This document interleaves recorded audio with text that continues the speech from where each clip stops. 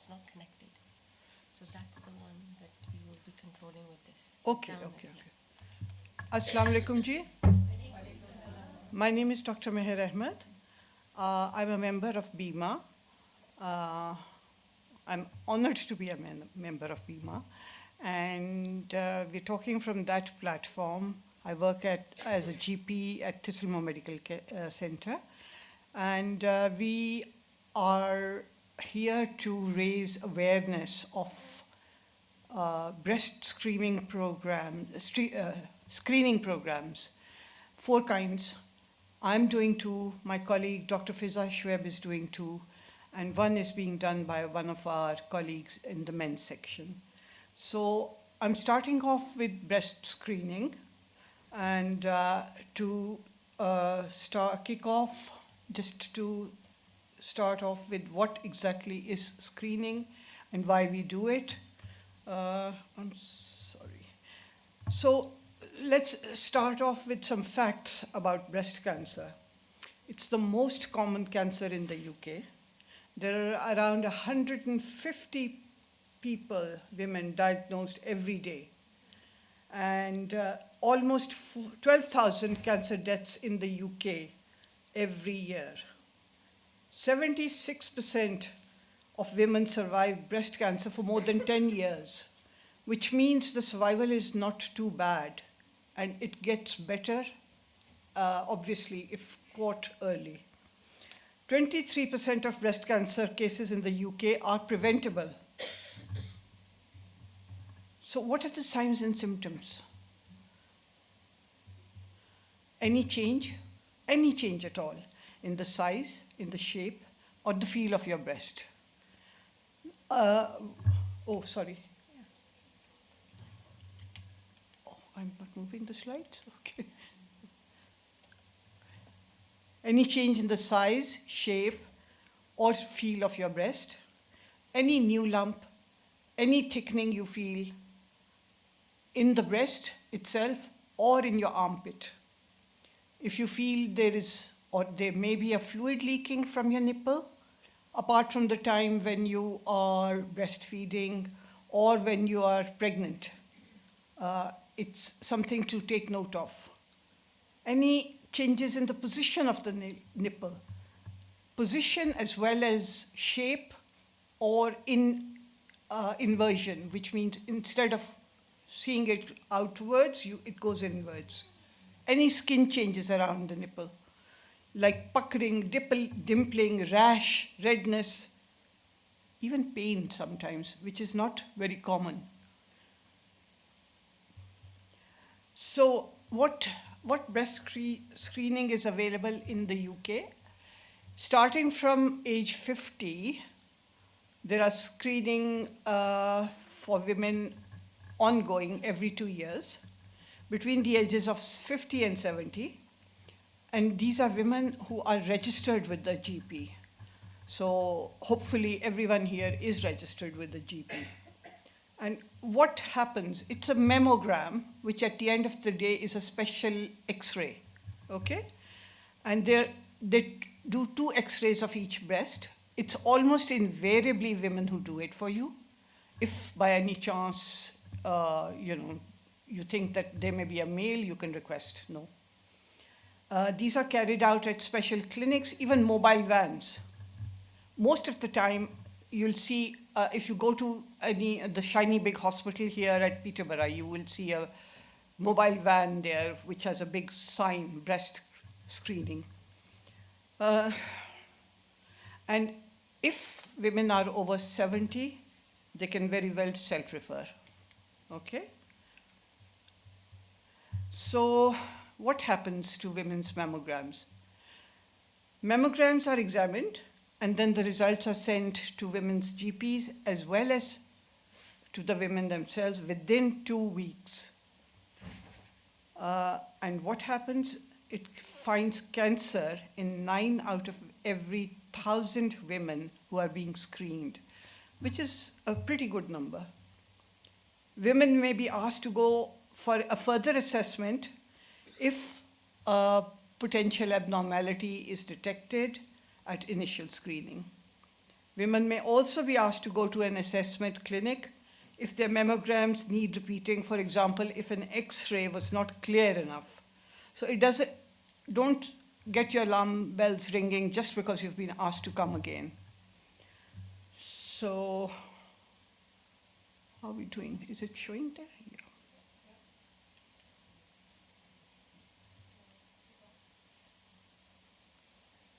So I think I'm struggling now. I'm not very sure of what is moving. Okay, I think, yeah. Yes, now I can. So, breast screening results breakdown.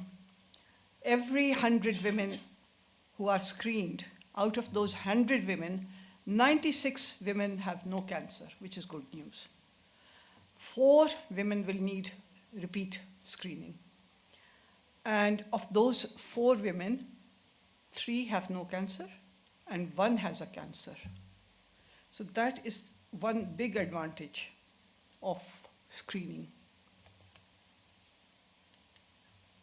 And what are the disadvantages and disadvantages of breast screening?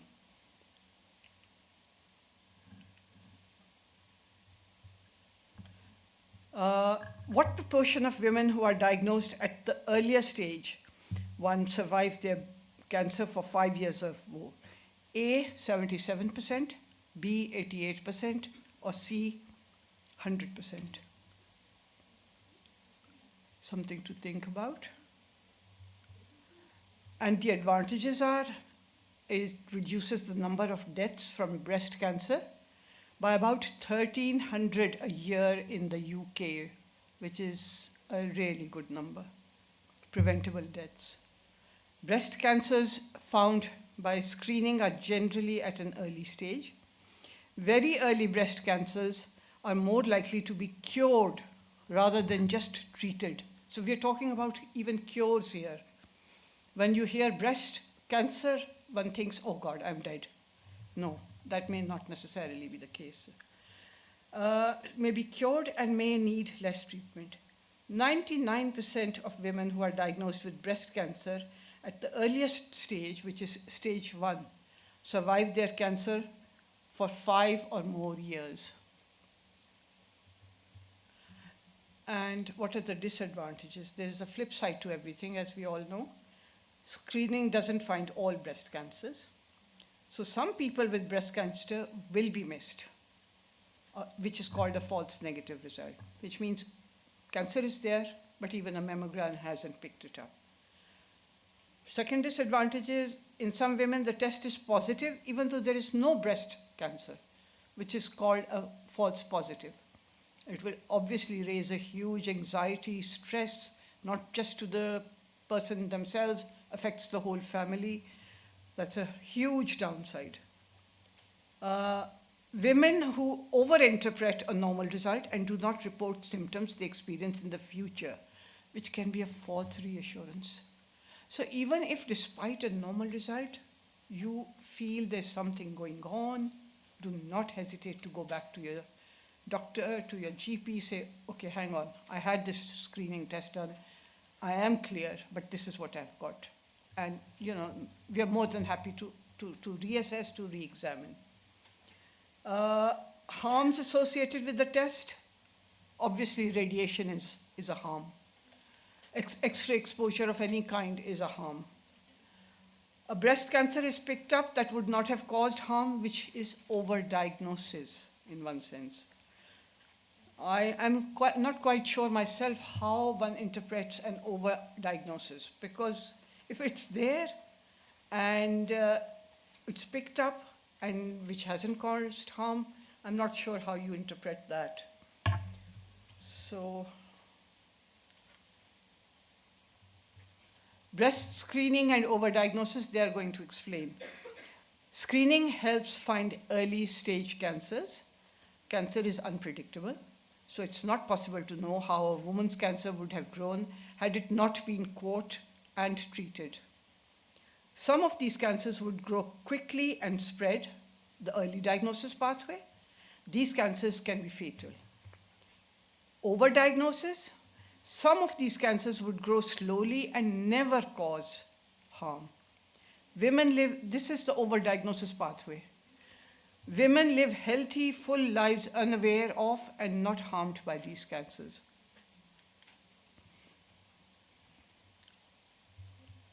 Breast screening in women. So without screening, 58 women, oh sorry, have I not got it right again? I'm going too fast here.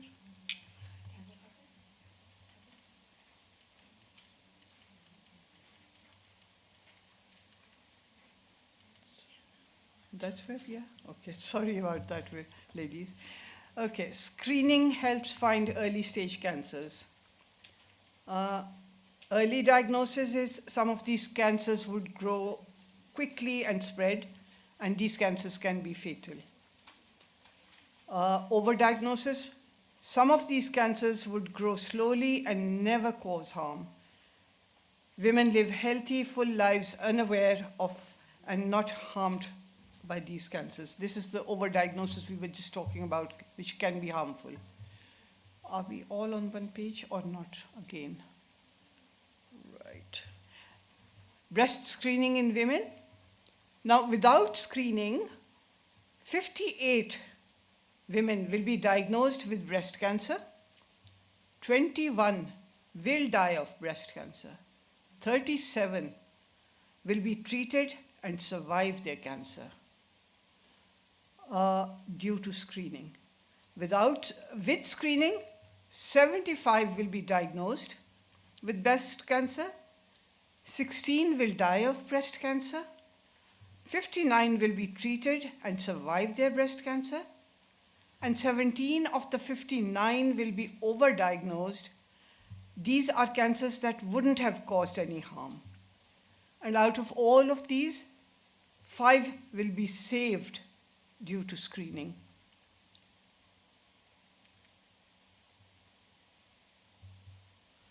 This means that for every life saved, 3 women are overdiagnosed.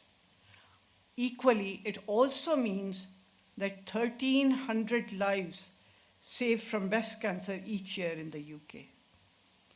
4,000 women diagnosed with breast cancer and often treated unnecessarily each year. So we, I think, in one sense, need to focus more on the positives. Look at how many lives are being saved. It's really, really important to go for it.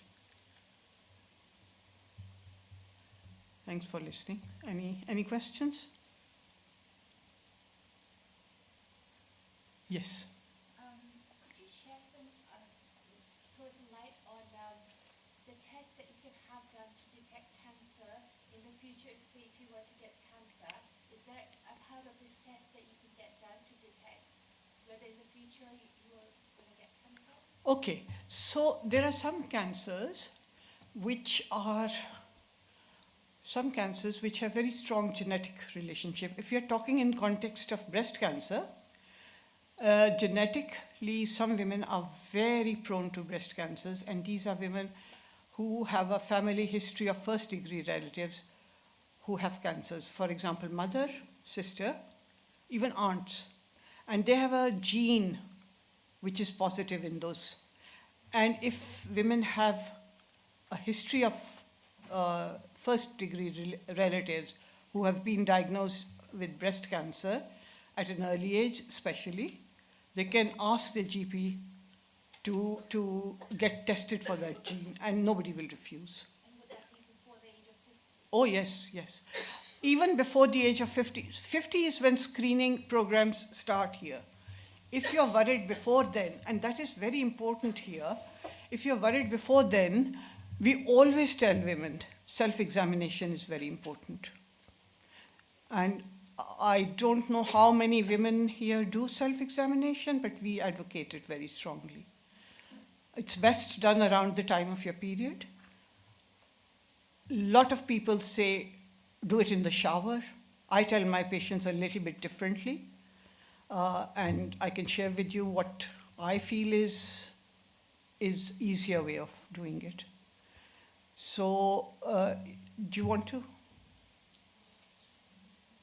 Yes? Okay. So basically, I would ask women to put their arm behind their head, lie flat on the bed, with on the right side, with the palm of your hand, think of your breast as 5 quarters, upper inner, upper outer, lower inner, lower outer, and then the nipple area. And then go for the underarm, which is axilla. Here you can feel, if you feel any lumps and bumps, that is important too, and then go on to the other side. It's fairly sensitive. And women know their bodies. You know, there are some changes in before the period anyway, because before your period, the hormonal changes will lead to a little bit of water retention, and that causes discomfort. That's not what we're talking about. Okay? So that is a useful examination. It's useful to do if you feel, oh, you know, I felt something. Please go to your GP, get it checked out. You don't have to be 50, you don't have to be 40, any age. Because yes, there is a background risk always.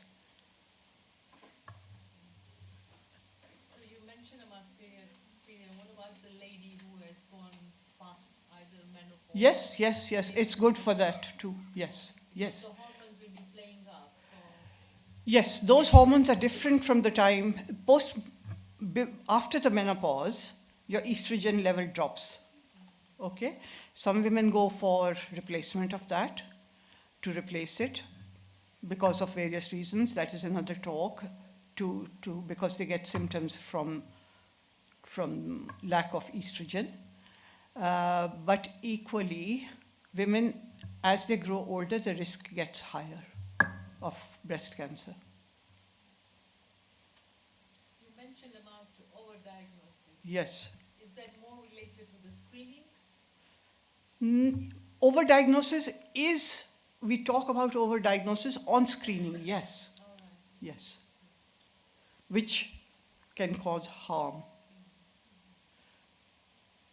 So, doctor, can I ask you, if there are no changes noticed in your breast, are there any other signs or illness or feeling of being down? Yes. All cancers have some symptoms in common. Weight loss, but doesn't occur early on. Okay? Weight loss is a late sign. If you feel you're not well, you're tired, you're fatigued, you're losing weight, you're worried, go to your GP.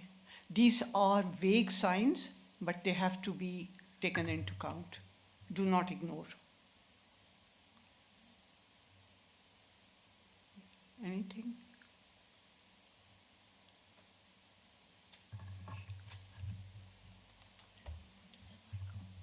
Yeah.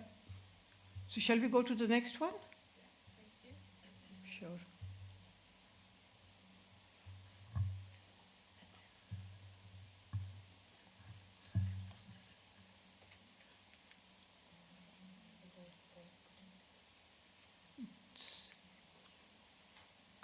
Okay.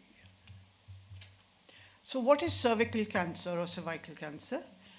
First of all, what is cervix? Does anyone know what cervix is? It's just the top part of your vagina, on top of your vagina, between your womb and your vagina is the part which is called the cervix. Why is it not moving? It's stuck. Change the presentation.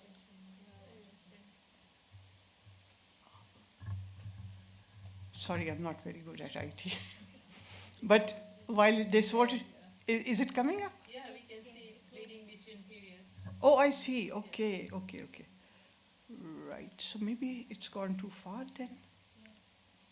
So I was telling you what cervix is, which part of the body cervix is, and then we'll go on. So cervix is at the top of the vagina, which connects it to the womb itself. And when the cells in the cervix multiply uncontrollably, they can form into a lump, and that lump we call a tumor. Tumor by definition is all the cells going haywire, going mad, multiplying uncontrollably. This tumor can eventually spread to other parts of the body and can be life-threatening.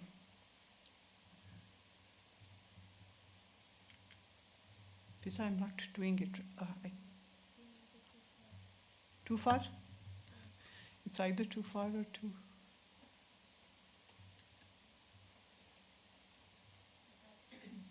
Yeah, that's the first slide. Okay, and now we go down? Yeah. Here, okay, that's fine, great.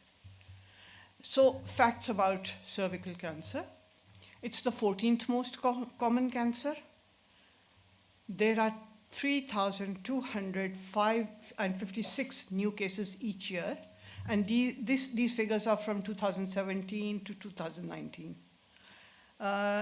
Around just under 1,000 deaths a year, which is more than two deaths a day. That's quite a large number again.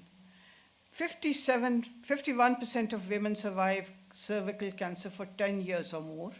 And these figures are, again, not very new. These are from 2013 to 2017. Virtually all cases of cervical cancer are caused by HPV infection. HPV is a virus. And there are several of these viruses, 12 of which we know about. And the two very high risk are HPV 16 and HPV 18. Is that right? Yes. So, what are the signs and symptoms of cervical cancer?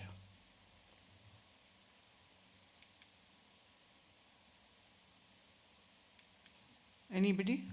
Or shall I go on? So, any bleeding in between periods, any bleeding during sex, any bleeding after the menopause, any change in vaginal discharge, pelvic pain can be a sign, and pain during sex can be. Bleeding during sex as well as pain during sex. Pain during sex is much more common with infections like thrush. Thrush is the most common.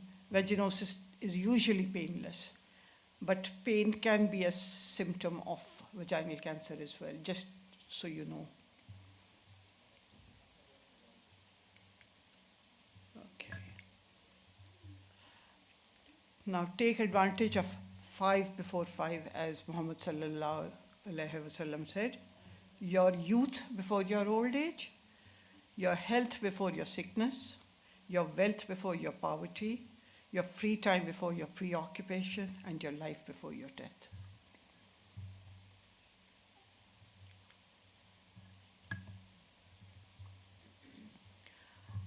What is cancer screening? Cancer screening involves testing apparently healthy people for signs of the disease. You have no signs of the disease, but you will be screened, which is good. It can save lives by finding cancers at an early stage or even preventing them in the case of cervical cancers.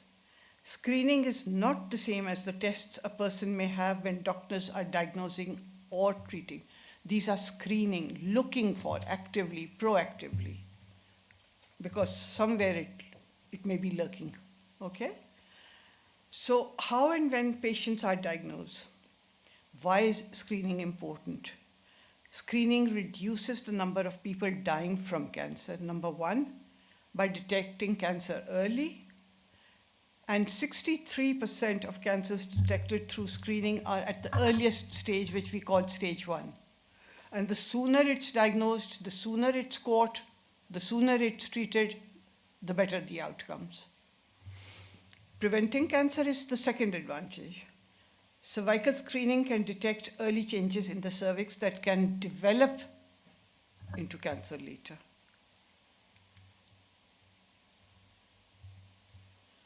Cervical screening test is human papilloma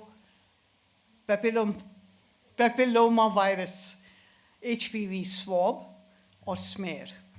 So the test has changed in the last few years to look at, first of all, we look for the virus itself, okay? Who qualify for these tests? Every woman starting at the age of 25, we start screening here. For women with a cervix, i.e. cervix has not been removed by taking your womb off, taking the whole uterus out with the cervix.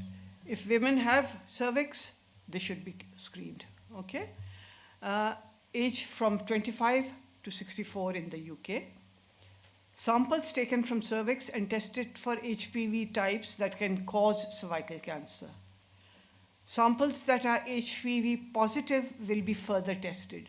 So it used to be not the HPV which we were testing before. Now it's the virus we look for to start with.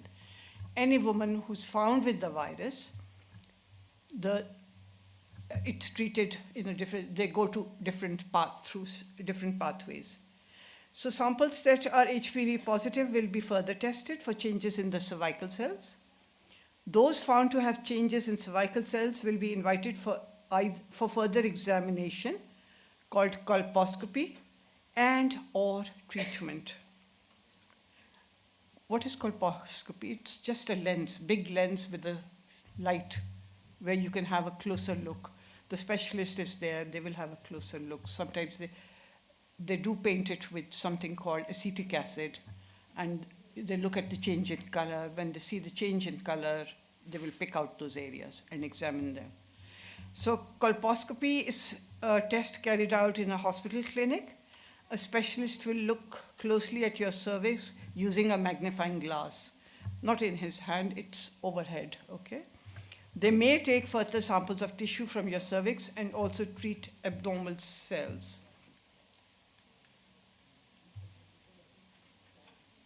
So can you see the picture on the side? So sometimes the doctor will treat it there and then. Sometimes they will just take some samples. Depends on what they have seen. How can HPV cause cancer? 8 in 10 women will have some form of HPV infection in their lifetime, but only very few who have specific high-risk type of virus will go on to develop cancer. HPV is a common virus. It can occur anywhere, not just in the cervix. It doesn't mean you have cancer. Okay? It is important to address the level of misunderstanding that exists around HPV.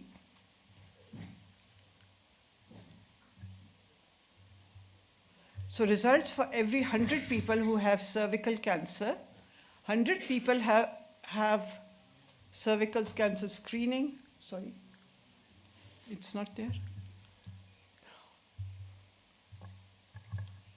Yeah, this is where I am. Okay. 100 people who have cervical cancer, 87 have an HPV negative result. So those who have negative result will come back for another test in 3 years' time, which is the normal recall, 3 years for women over 25 and over. 13 out of those 100 have an HPV positive result. Out of those positives, 9 will be invited for screening again in 12 months' time. So if they've seen a virus, they say come back in 12 months, not 3 years. 4 of those 13 will go to the colposcopy clinic for further examination and treatment if that is what is warranted.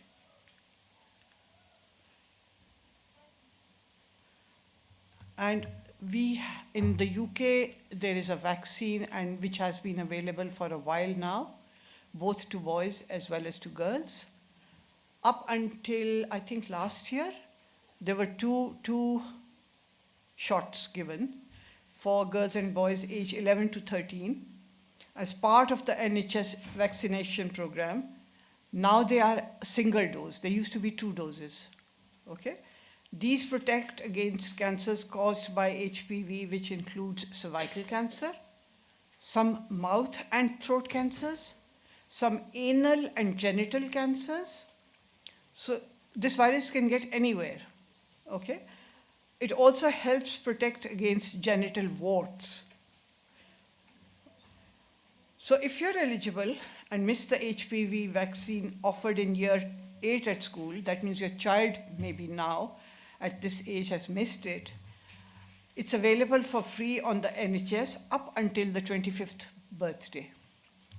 People can still go along and say, or if you have a child who's missed it, just phone up the surgery. School will have the record as well. They are bound to find the record. Most schools have the record for the HP because it's given in schools.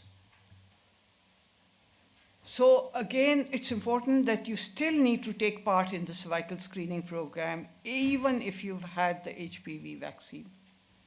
So that's an important message to take home. Have I lost it again? I'm so sorry. I keep doing that. Up or down? Yeah. So benefits and risks of cancer screening. Cancer screening is not perfect. Nothing is perfect. It has both possible benefits and risks, just like breast cancer. And screening is your choice. Screening has possible benefits and risks. Think about whether or not you want to take part. So the benefits are, it saves lives from cancer. It can detect cancer at an early age. Sometimes it can prevent cancer developing. And the flip side, risks, missed cancers and false alarms, overdiagnosis, as in breast cancer, and side effects. So overdiagnosis means when low risk cancers are picked up, that would not have necessarily gone to cause any harm. But we don't know that, do we? Okay. Tie your camel, trust in Allah. That's what Prophet Muhammad, peace be upon him, said. Safety netting. A negative screening result does not guarantee that the patient will not develop cancer in the future. Again, if you've had your screening done, you have symptoms, please do not ignore. Go along to your GP. Okay? It is important for people to be aware of symptoms and to speak to a health professional if they notice anything new or unusual.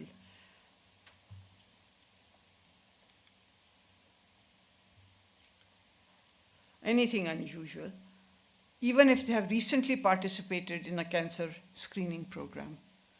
So you've had your cancer screening, you've been told come back in 3 years' time or 5 years' time, depending on your age.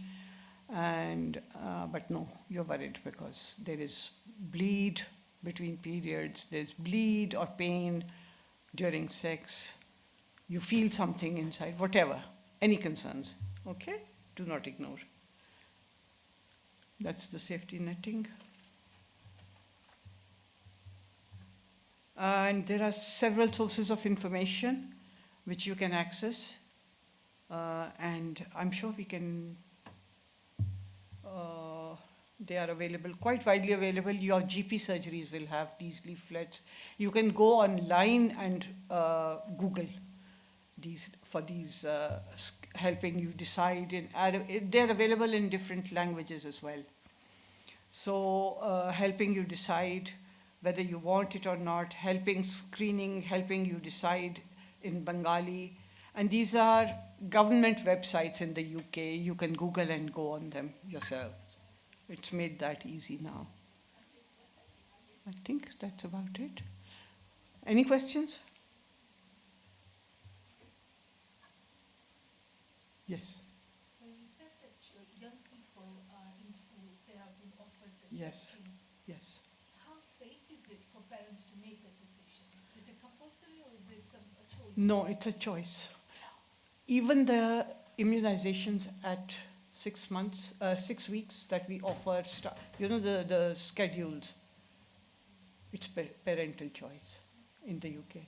It's very highly recommended because they far outweigh the risks of horrible things like measles, meningitis, all of those, the childhood immunizations. Some people choose not to have their children, and it's parental choice. So this from 14 onwards? This is from, 11? yes, exactly, 11 to 14. And it's for just Women and girls and boys. and boys. Yeah, everyone in the schools. Yeah. Any more?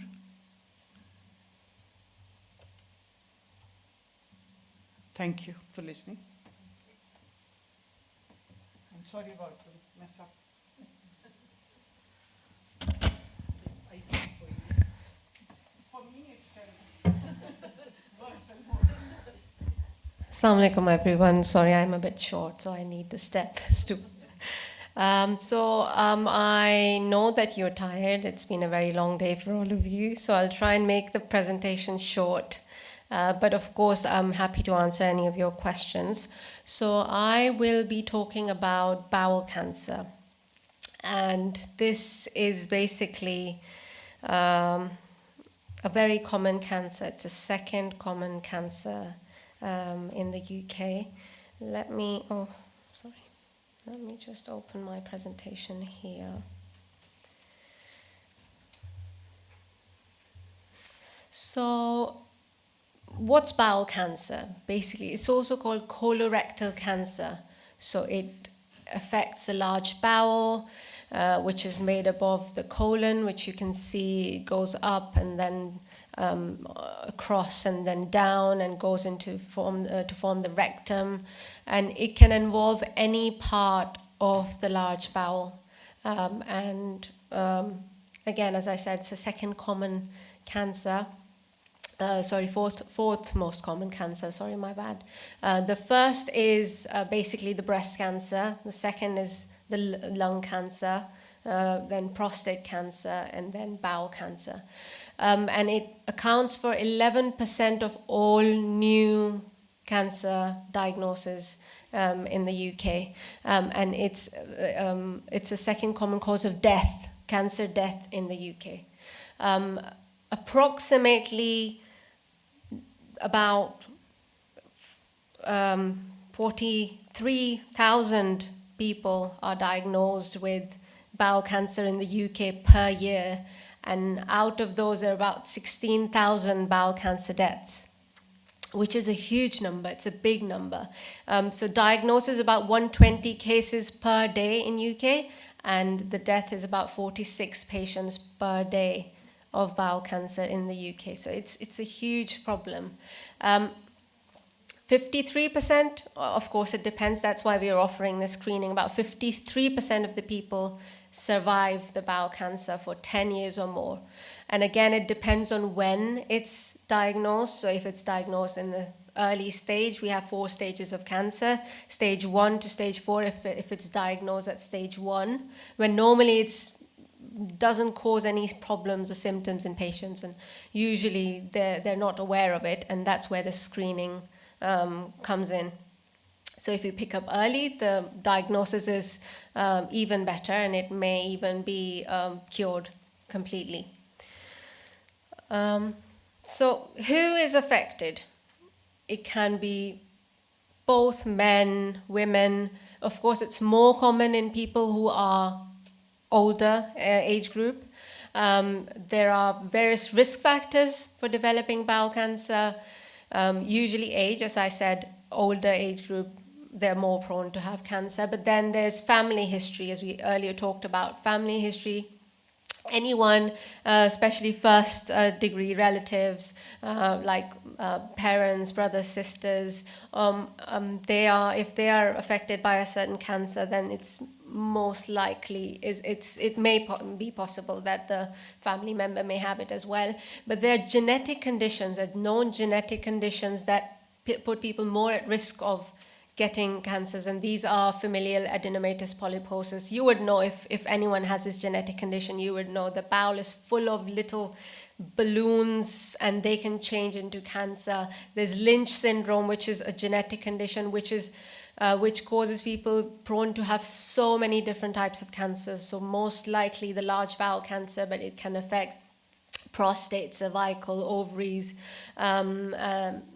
so various parts of the body for Lynch syndrome. Then there's ulcerative colitis. Again, it's an inflammatory condition of the bowel that some people are diagnosed with, and they are also most likely to get cancer. Or Crohn's disease, again, an inflammation inside the bowel. These people are more prone to get Crohn's disease.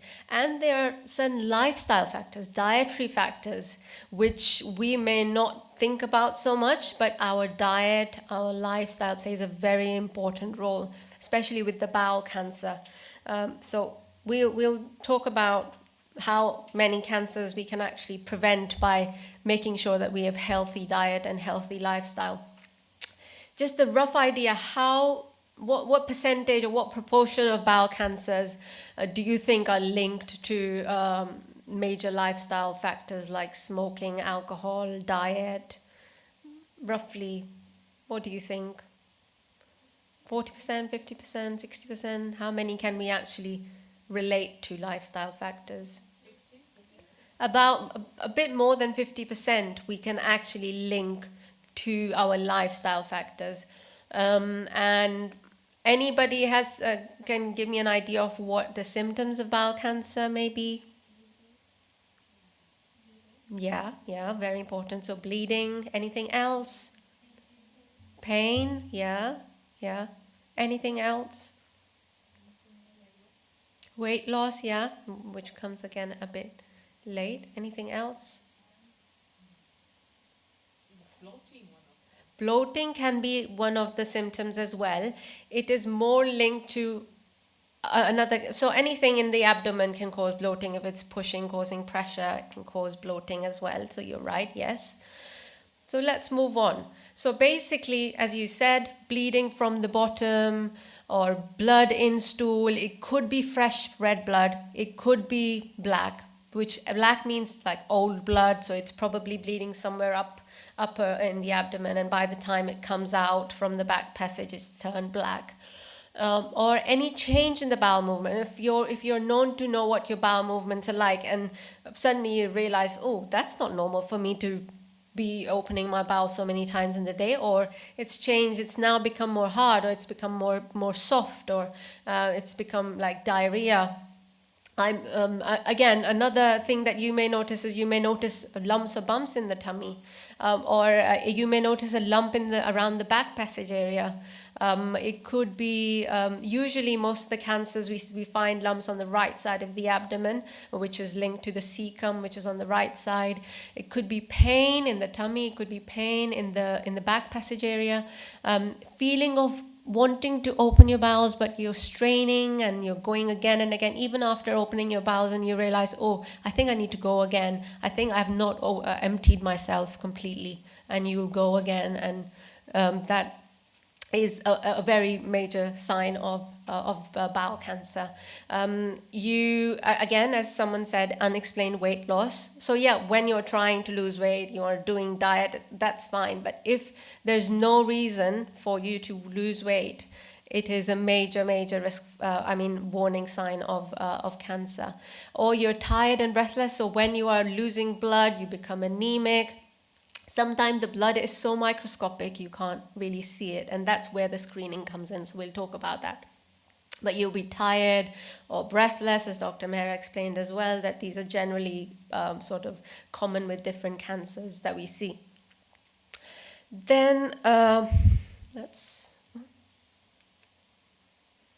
again, we've discussed that, so we need to, obviously, our health before our sickness, and that's when we as per Prophet Muhammad sallallahu alaihi wasallam's advice, we have to look after our health. So screening is part of looking after your health. Okay. Now, looking at this slide, you can see that if a cancer is picked up at stage 1 is when it's localized to where it started. So it started in the bowel wall and it's there. It's not gone anywhere. It's not attacked other areas around. It's not gone to the lymph node. It's not gone to other organs in the body. That's stage 1. And if the cancer is picked up at this stage, about 90% of people, so 9 out of 10, will have a survival of more than 5 years. And some of them may be cured. So they cut the cancer out, they give you some treatment, and that's it, you're cancer free. But so that comes with the screening. If it's picked up, usually it's picked up in stage 1, and then it gets cured. But if it's picked up later, stage 4, when it's spread to other parts of the body, then it's very difficult. Then the 5-year survival is only 10%. So 1 out of 10 people will be able to live for 5 years or more. It's usually less than that. So that's why the cancer is so important. I know it's embarrassing to do this test, and people don't do it. Oh, I think I'm fine. I'll probably leave it, and then don't ignore. So looking at the cancer screening for bowel cancer, how frequently do you think we do that in NHS? Every 2 years, yes. So it is a kit that people above the age of 54 start getting in post. People who are registered with their GP will get this kit posted to their house. So men and women aged between 54 and 74, they're invited every 2 years to do this test, and they should be registered with a GP, otherwise they won't get this kit. And anyone over 74, if you feel that you want to, just for the peace of your mind, you want to keep doing this, you can request this by calling this number. It's 0800 707 6060. And it's completed at home, in privacy of your home. You don't need to go anywhere like other cancer screenings. It's done at home. You can just post it. There's no postage. There's no stamp. You just post it as soon as you do it, and the result comes within 2 weeks. So the screening test, the thing is that we can't diagnose cancer. It just gives us an indication that yes, something's abnormal. You need more tests. So the letter comes through in 2 weeks, and it'll tell you, okay, this has come back positive or negative. Positive, it means that there's blood detected in your stool, and we need to do some more tests. So it could be a CT scan, it could be a camera test, which we call colonoscopy, but we'll talk about that in a minute. So this is what the kit may look like. It may look a bit different. It comes with a set of instructions. It's called FIT test, called fecal immunochemical test. And what it does is basically it's a tiny bottle with a little stick in it, and you can just scrape it over the poo.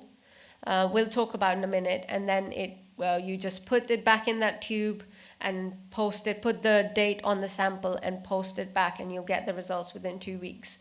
So just to break it down a little bit more, what you'll just need your own toilet, a toilet paper, a pen, some gloves if you want, a container to collect your stool. Make sure when you do the poo, you put either a plastic cling film on the toilet, and that's when you poo on it, and then you make sure the poo does not get in contact with the toilet water.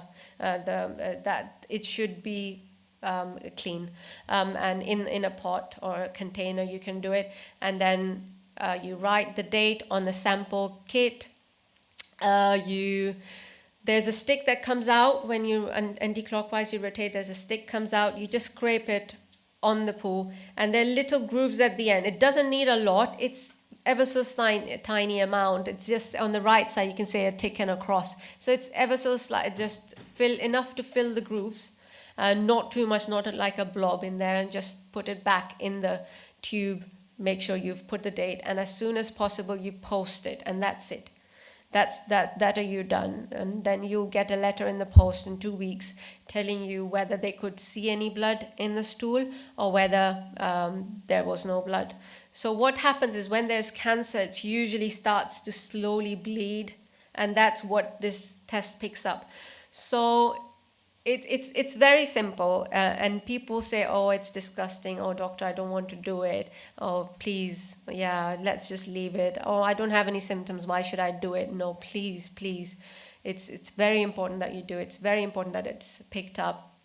And usually it's the case with either ethnic minorities who are not taking up this test. Usually, although white people are more prone to have bowel cancer, but I think it is very, very important that it's everyone does that, and it's free. It's free of charge, and it's a very, very important test. Again, with like any other cancer screening, there are benefits and harms. So benefits are that it saves lives. It prevents and detects cancer at an early stage when the treatment is more likely to work. And it also allows to prevent cancer. So even if someone who hasn't got cancer, sometimes condition like polyps, I mentioned that in that genetic condition, polyp is just like a little fleshy blob that's attached to the bowel wall, and sometimes it starts to bleed. So it's not cancer, but it can turn into cancer. So if it's picked up, for example, if the test was positive, you were called for colonoscopy, and they detect that there's a polyp there, they'll remove it. So that's preventing cancer. There's less chance that it will turn into cancer because it's now gone. The FIT test can be completed at home and in private, as I said, and then it reduces the risk of dying by cancer by 25%.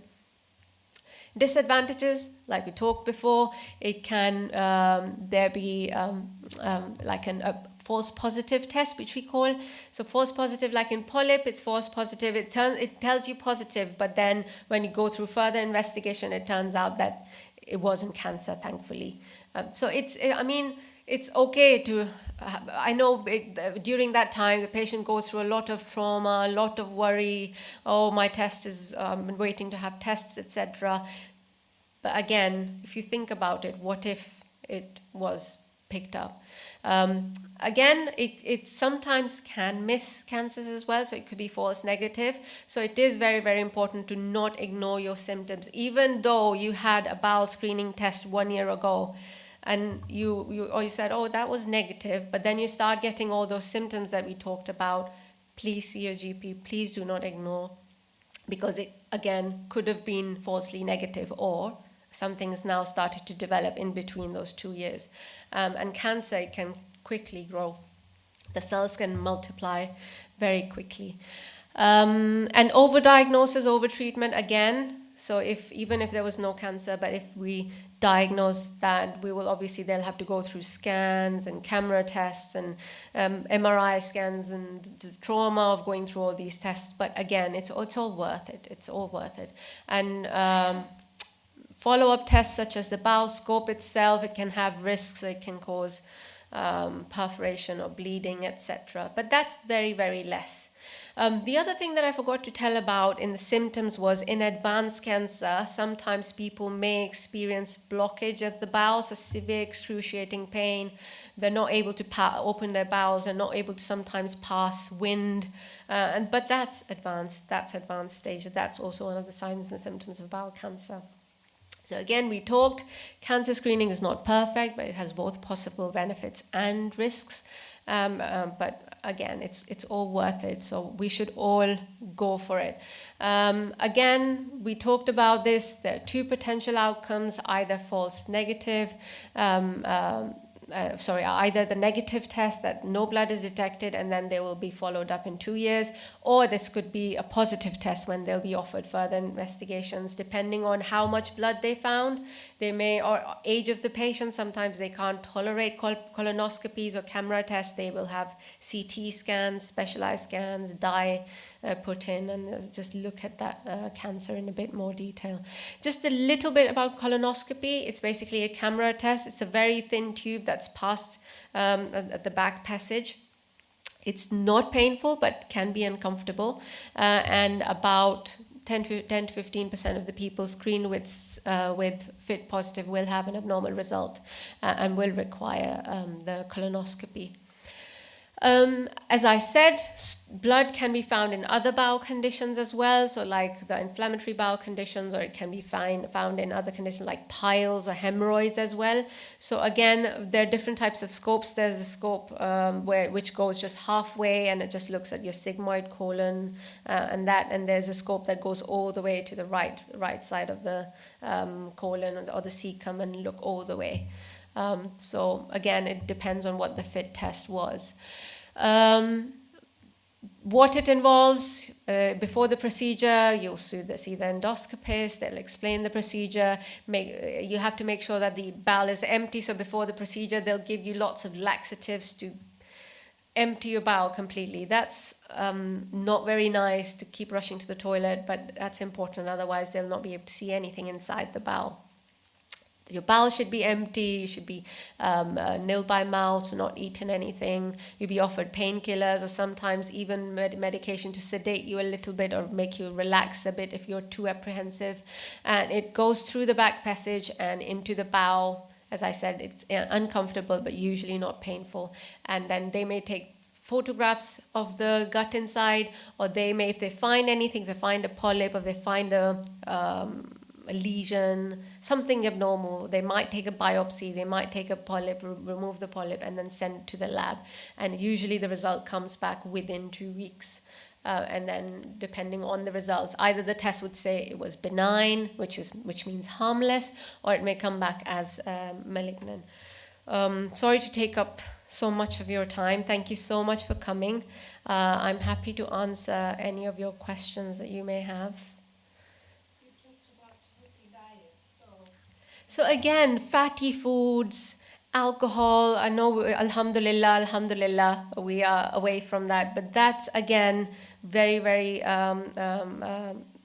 sort of a high risk factor for developing bowel cancer. Smoking and diet, again, healthy diet. So fruits, vegetables, fiber. Fiber is very important to have. Lack of fiber and eating processed food, processed meats, they are very, very dangerous for our bowel.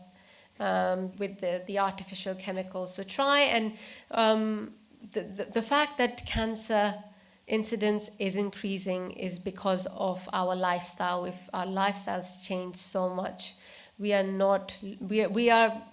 always in a rush. We want to be quick fixes. Oh, let's just make this or put this in the oven and it'll be ready, or ready-made foods. There are chemicals, there are preservatives in it, and these are again not good for our bowel, for that matter, in the long run.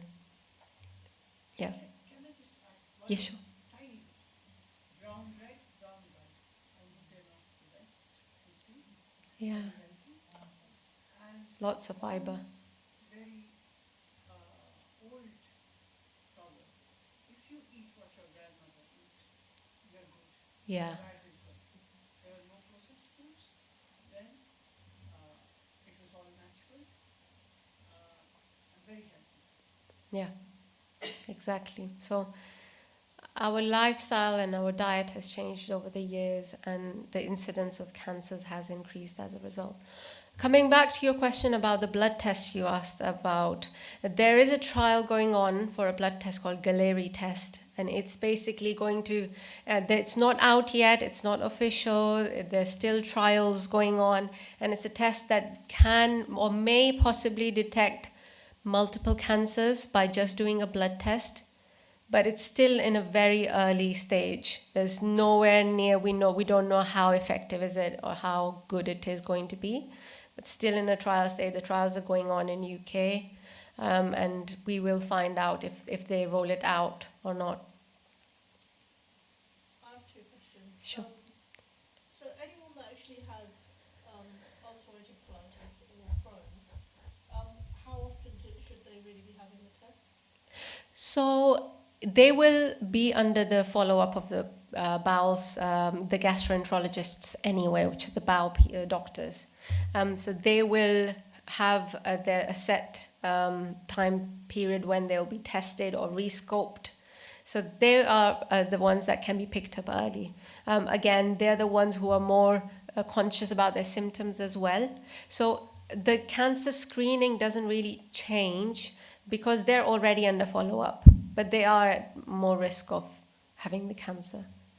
Secondly, are we able to get the slides, please? Yeah, we can ask maybe the mosque representative to share the slides. Yeah, definitely. Yeah, of course. You can get all this information on the Cancer Research UK as well.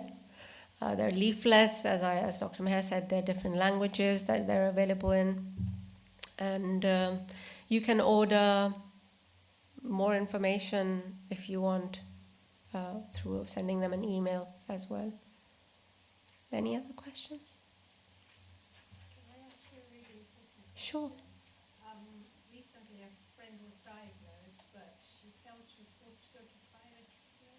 Oh. So, yeah, I mean, how fast and speedy is the NHS at the moment?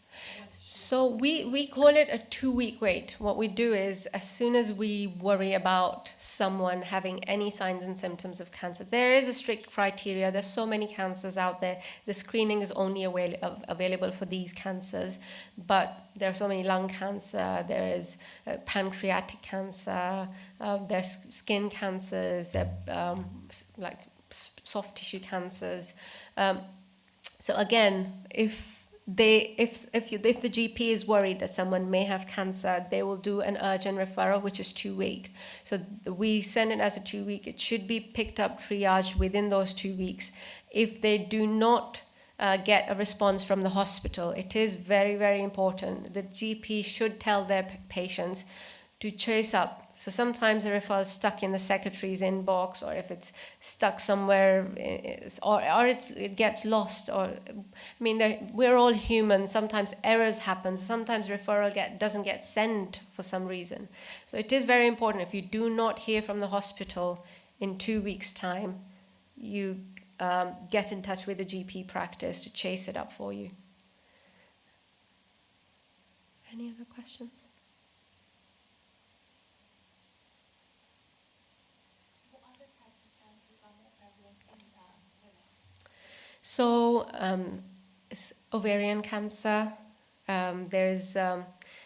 We especially say if women are above 50 and if they notice any change in their sort of, they're not feeling as hungry, or they fill up very quickly. So they eat, it's like, oh, I'm filled up already, which is unusual. Or they're just bloating, oh, I'm just too gassy, or yeah. So again, these are all warning signs. Ovarian cancers are very common in women, if we're talking about just women.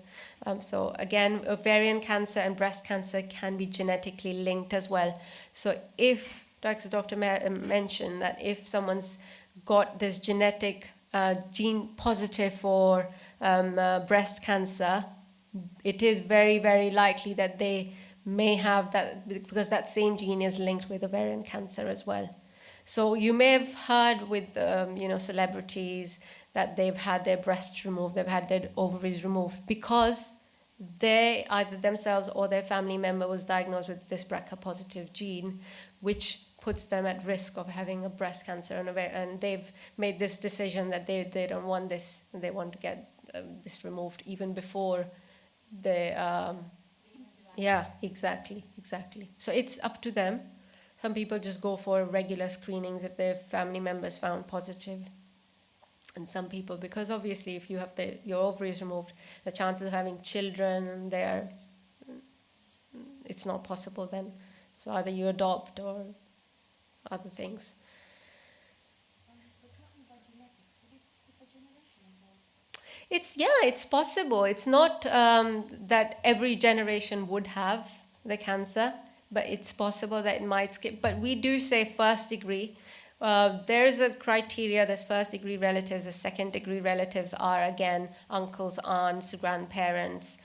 So we do, if we say 3 people have in the second degree relatives, they have breast cancer or ovarian cancer, then yes, it's possible that you may still have that genetic element of the cancer.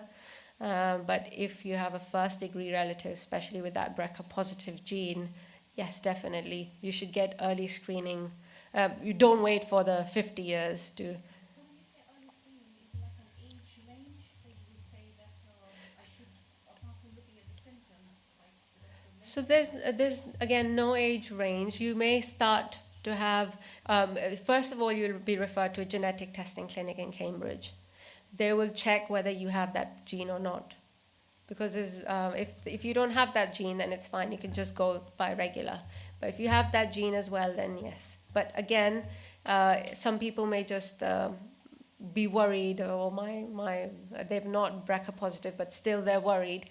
Sometimes it's just at the discretion of the clinician at the hospital that they might offer these early screenings for them. They might go for mammographies early.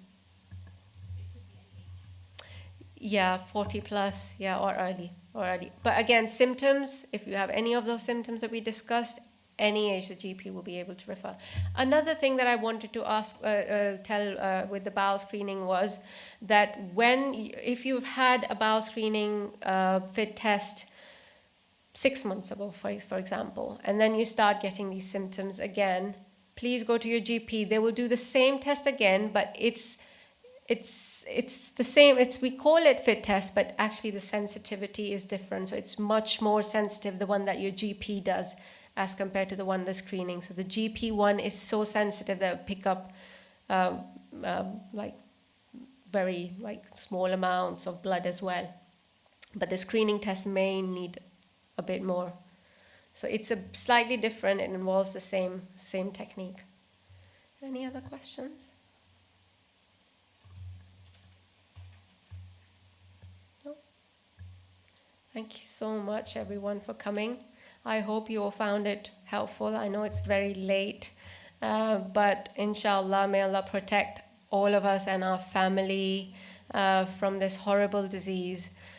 We call it the Big C. We don't even want to call out the name.